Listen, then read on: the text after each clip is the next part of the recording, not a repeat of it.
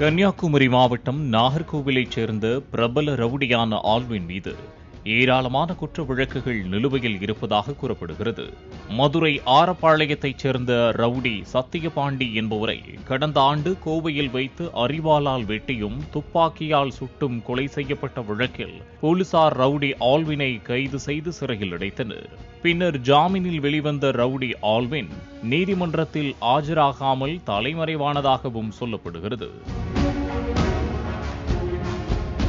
இதனால் ரவுடி ஆல்வினை பிடிக்க நீதிமன்றம் பிடிவாரண்ட் பிறப்பித்தது. இந்நிலையில் ரவுடி ஆல்வின் பீளமேடு கொடிசியா மைதானத்தில் பதுங்கி இருப்பதாக நள்ளிரவில் கிடைத்த தகவலின் பேரில் போலீசார் சம்பவ இடத்திற்கு விரைந்தனர். அப்போது புதரில் பதுங்கியிருந்த ரவுடி ஆல்வினை பிடிக்க முயன்றபோது ஆல்வின் தான் வைத்திருந்த கத்தியால் பீளமேடு காவல் நிலைய காவலர் ராஜ்குமாரை கையில் தாக்கியதாக கூறப்படுகிறது. மேலும் சக காவலர்களையும் ரவுடி ஆல்வின் தாக்க முயன்றதாகவும் சொல்லப்படுகிறது.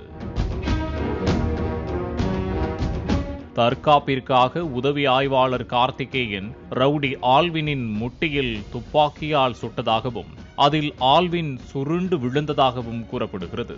காயமடைந்த ரவுடி ஆல்வினையும் காவலர் ராஜ்குமாரையும் போலீசார் கோவை அரசு மருத்துவமனையில் அனுமதித்தனர். இருவரும் மருத்துவமனையில் சிகிச்சை பெற்று வரும் நிலையில் காவலர் ராஜ்குமாரை மாநகர காவல் துணை ஆணையர் ஸ்டாலின் நேரில் சந்தித்து உடல் நலம் குறித்து கேட்டறிந்தார்.